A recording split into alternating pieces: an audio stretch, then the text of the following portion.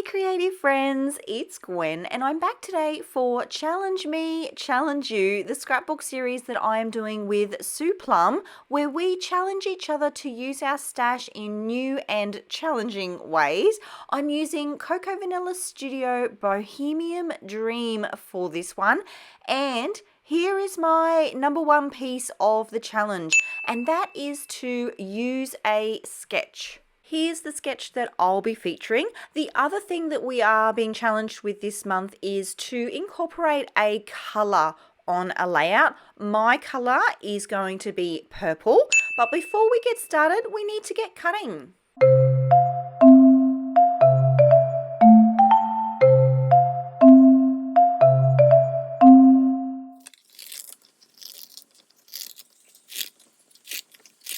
So in the sketch that I'm working with, there are a couple of banner pieces and I'm going to represent them in cut file form. This is a cut file from Cut to You and it's called Scallop Banners. My sketch also includes two photos and I'm going to honour that as well. I'm working with these two here, and very luckily my daughter has a purple jumper on in the photo, so they were perfect for this challenge. I will be staying pretty true to the sketch in this one. I wanted to do that. Sometimes when I'm working with sketches, I do use them really just as a starting off point, and then I allow myself to sort of go away from the sketch a little bit and just do what I want. But because the sketch is part of the challenge itself, I do want to keep pretty close to it, and I really love how this turned out. I feel like I could make another layout with this same sketch and it would look quite different. As you can see here, I'm also jumping on this purple and I'm going to use purple as my background color. I wanted the cut file to really pop off the background, and I'm loving the contrast here of that really white cut file positioned on top of the quite deep purple. So I am going to start by creating the background, sort of the base part of the layout, and that's the bit with the banners. But instead of just having one banner at the top and bottom, that's pretty much how the sketch is, I am going to add in a little bit more detail by including a couple of extra banner pieces. There'll be 3 at the top and then 3 at the bottom. And I'm also going to be adding stitching along that flat edge just for an extra little bit of detail. If you're going to do this, you do need to work in sections and you need to glue the piece in place and then go ahead and stitch it, and then come back and glue the next piece in place and then stitch that. So it is a little bit time consuming because you do have to do it sort of step by step. You can't do it all at the one time.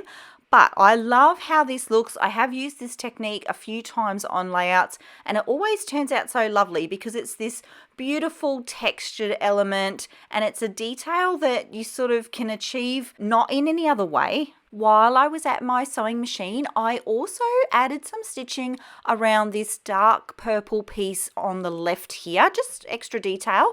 I do have stitching on both of the photos as well and around the outside part of the layout. That's my sort of go-to, and I really like that I've got that stitching now on all of the different layers within the design. It's a really pretty detail. I'm going to position my photos as you see them here. They are slightly offset and that is a little bit different from the sketch, but I just like the flow of that. I liked how that looked, so they're going to stay there. And my title is going to go where you see that XO. That's actually going to be part of my title. Those two pieces are a handmade embellishment from a lady called Charms Creations, and she hand makes them all. They're fabric and they're really bold. They're a real statement piece and I really love them for this layout. The purple is a perfect match to the Cocoa Vanilla Studio collection that I'm using, so had to include those. I'm also going to have a look through the embellishments in the collection and see what I have in my purple theme. Initially, I was going to add a contrasting color. You see there the banner piece up the top, that's in like a tealy blue color.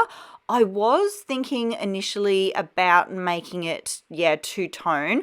However, I do change my mind and it's pretty much all purple and white when I'm done, and I love it. I was really nervous about what color Sue would choose for me because there are some colors that I hate scrapbooking with, that I would really, really struggle with. And you know what? Purple is not one of those colors. It used to be, but when I remember when Zoe bought out this collection, I was on the design team and I was really nervous about it because it does have a lot of purple in this line. And as I started working with it, I really loved it. And the collection was actually my favorite collection for the longest time. I still really love working with this one. And yeah, it's been a game changer in terms of my love for purple. If you'd like to see the sketch and the colour that I challenged Sue with, you'll need to pop over to her channel. There is a link in the description box below. Back to the layout, and I am going to lock in the position of these photos. I have raised this one on the left up on foam tape. The one on the right is actually flat to the page. And it's at this point that I want to start thinking about the flow of the page, how the eye will travel around the page, and where I'm going to put all of my embellishment clusters. You can see that I have the sketch still out in front of me up in the top left-hand corner there. And I am going to follow along with it for the clusters. So there's one on the top left-hand part of the layout and then a smaller one in the bottom right-hand corner. So I am going to replicate those on my page. I do have, for a collection that's quite old, this one is quite a few years old, I do have quite a few little floral pieces left. So I am going to use those up. I am going to pop my title above the photo on the left there, which is the same as the sketch. There is, though, in the sketch a little tag piece, and I did audition quite a few tags up there, but it just didn't fit right. I don't know why. I felt like it all just became too block-like, and I didn't like it. So I am actually going to not include a tag and just keep that XO element, that being my main title. That's going to stay up there. I do also need to start working on this cute little banner that's in the sketch. The easiest way that I know to make a banner is to use a circle punch. So I have gone ahead, punched out a bunch of circles, and then all I've done is fold them in half.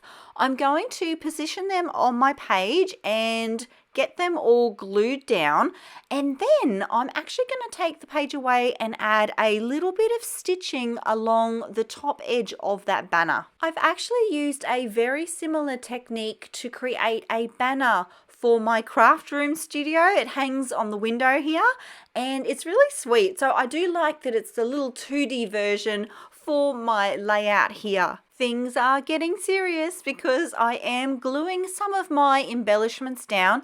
I'm still using my Nouveau Deluxe adhesive. Love this stuff. And I've got a couple of things that I'm really happy with the position. So I am going to lock them down. I needed them glued down too so that I could take it away to add the stitching. So there's a little close up. Initially, I glued down these two pieces with the Nouveau, and I don't know, it just absorbed into the fabric and didn't stick very well. So I do switch out the glue for a purpose, like a fabric glue. I wish I knew the brand, but the bottle is so old, the sticker has come away. I want to say it was the same brand as the double-sided tape, so like Express It, but it was definitely a fabric glue. Okay, so a little more auditioning still needs to happen. I do toy with the idea of having this square piece on the left here, and I do even stick it down, but I switch it out at the end for something that is more round. The longer it sat there, the heavier it looked to me, and I wanted to replicate, see how I've got the scallops, which are sort of round, obviously, and then I've got the big XO with that round element up there. I do add a flare button here in a little bit, and then I was like, I just need something else that's more round to balance out the circles, so will switch that up later on down the track. I am going to fill out the floral clusters by adding in a couple of leaves. I like that these are purple as well, and they're in the same shade as that purple square behind the left-hand side photo. So I feel like that helps balance that out. And did you see that cute little bow that I added to the banner? I'm all about them bows. I've also pulled out a couple of sentiments from the accessory sticker sheet. I'm going to add 4. One that says best friends, one that says the sweetest, my world, and then the simple things. You'll know that I love adding these as sort of finishing touches to my pages. And I'm going to make sure that everything is nice and secure, including redoing the glue on those large fabric pieces right there. I haven't added the flare button yet. I will get to that in a moment here. In the meantime, let me know in the comments below what your least favorite color is for scrapbooking.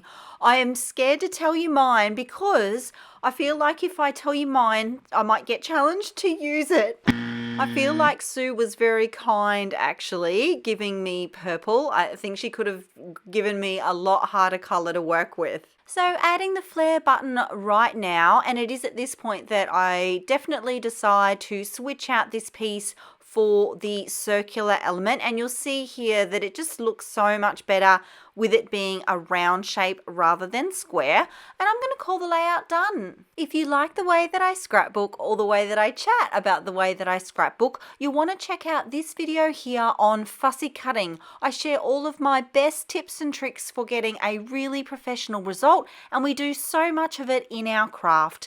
Thanks so much for being here, my creative friends. I'll see you all in the next video. Until then, bye!